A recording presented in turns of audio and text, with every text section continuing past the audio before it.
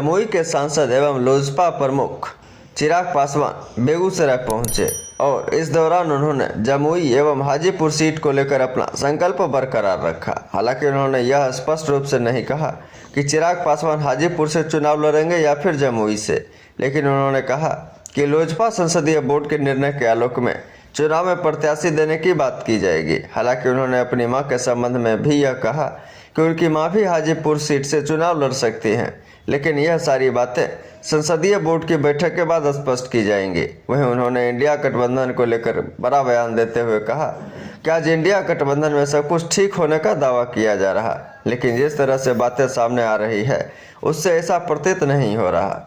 अगर देखा जाए तो बंगाल की ममता बनर्जी को इंडिया गठबंधन में 2 सीट मिल रही है, तो वहीं बिहार में भी सीट बंटवारे को लेकर खींचातानी शुरू है। ऐसे में कयास लगाया जा सकता है कि इंडिया गठबंधन कितने दिन चल पाएगी, इस पर संशय बना हुआ है। वहीं उन्होंने शिक्षा मंत्री चंद्रशेखर के द्वारा लगातार सनातन एवं राम मंदिर पर दिए जा रहे बयान पर पलटवार करते हुए कहा कि आज इन लोगों का सिर्फ एक एजेंडा बन चुका है और यह लोग लगातार सनातन का विरोध कर रहे हैं। वहीं दूसरी ओर राम रामायण सहित अन्य पवित्र ग्रंथों का अपमान करने से भी बाज नहीं आ रहे। दरअसल चिराग पासवान बछवाड़ा प्रखंड कैरवा पहुंचे थे, जहां अग्निकांड में एक परिवार के जलने के बाद उनके परिजनों से मुलाकात की। दरअसल 1 जनवरी को बछवाड़ा प्रखंड कैरवा पंचायत में राम कुमार पासवान के पुत्र नीरज पासवान, उनकी पत्नी कविता देवी एवं 2 बच्चे लव एवं कुश की जलकर मौत हो गई थी। यहाँ पर भी उन्होंने बिहार सरकार पर सवाल उठाते हुए कहा कि आज स्थिति यह है कि 120 परिवारों को बासगीत पर्चा जिला प्रशासन एवं बिहार सरकार ने नहीं दी, जबकि लगातार इन लोगों के द्वारा मांग की जा रही थी। बासगीत पर्चा नहीं मिलने की वजह से इन्हें प्रधानमंत्री आवास जैसी योजनाओं का भी लाभ नहीं मिल रहा। अगर आज प्रधानमंत्री आवास योजना का लाभ पीड़ित परिवारों को मिला होता तो शायद यह बड़ा हादसा नहीं होता। उन्होंने बिहार सरकार पर आरोप लगाते हुए कहा कि वर्तमान सरकार जात पात की राजनीति करने में व्यस्त है और खासकर महादलित समुदाय के लोग बिहार सरकार के निशाने पर हैं।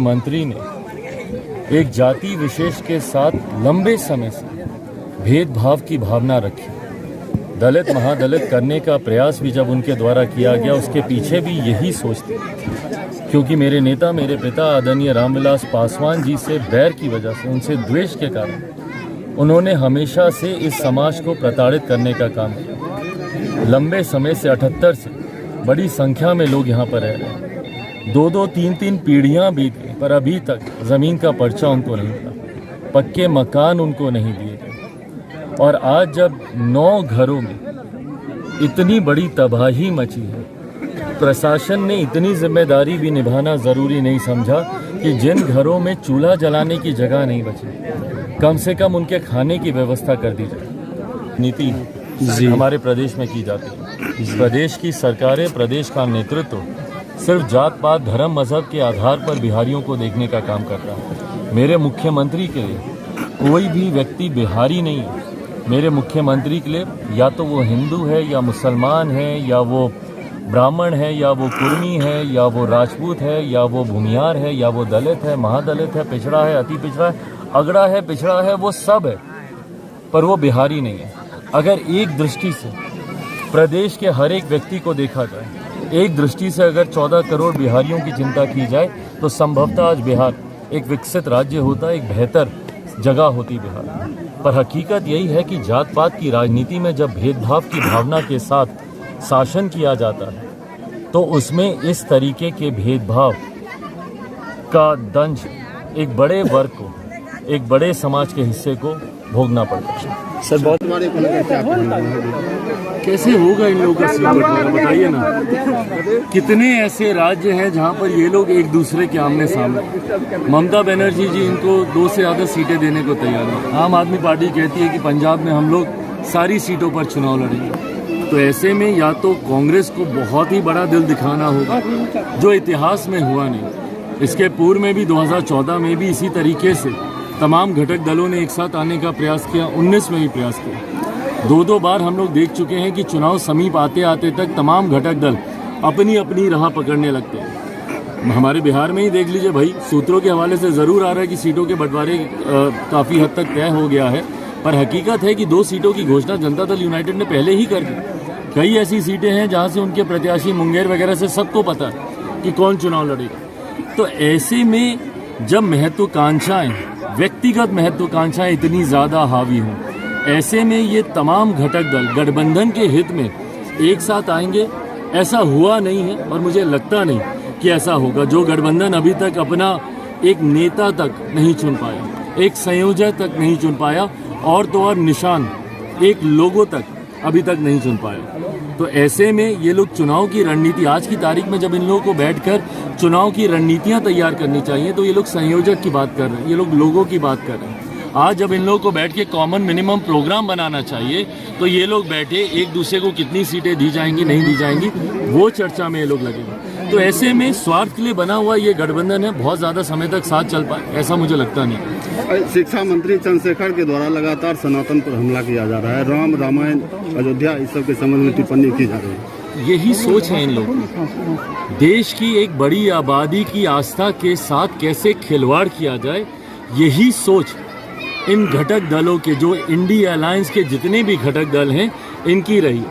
साउथ के जब इनके घटक दल जब कहते हैं कि सनातन को समाप्त कर देना चाहिए, तब ये लोग खामोश रहते हैं। जब यहीं के क्षेत्रीय दल जब रामचरितमानस पे सवाल उठाते हैं, जब भगवान के अस्तित्व पे सवाल उठाते हैं, जब बार बार हिंदुओं की आस्था के ऊपर सवाल किया जाता है, खिलवाड़ किया जाता है, तो तमाम घटक दल इसमें खामोशी से देखते रहते हैं।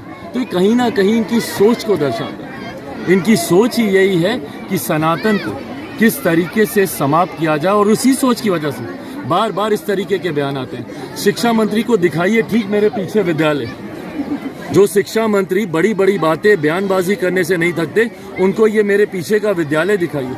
कैसे बच्चे यहाँ पर बैठ के पढ़ाई करने के लिए मजबूर हैं, ठंड में, छत नहीं है, कोई भवन नहीं है, कोई पक्का मकान नहीं है, ज़मीन पर बैठ के, बिना बेंचेस के ज़मीन पर बैठ के मेरे बच्चे यहाँ पे पढ़ने के लिए मजबूर हैं। और शिक्षा मंत्री को ऐसे बयानों से फुर्सत नहीं है।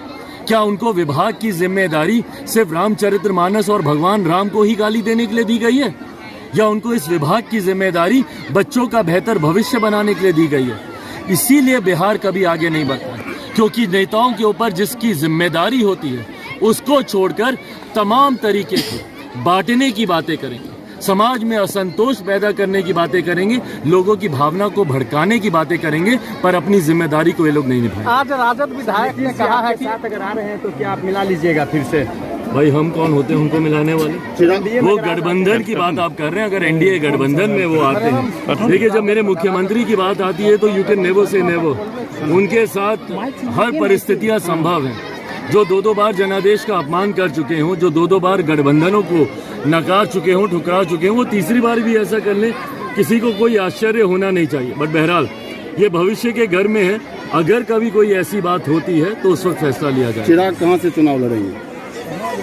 मैं जमुई से लड़ूं या हाजीपुर से लड़ूं, ये अंतिम फैसला मेरी पार्टी का संसदीय बोर्ड ही करेगा, संसदीय बोर्ड ही ये तय करेगा।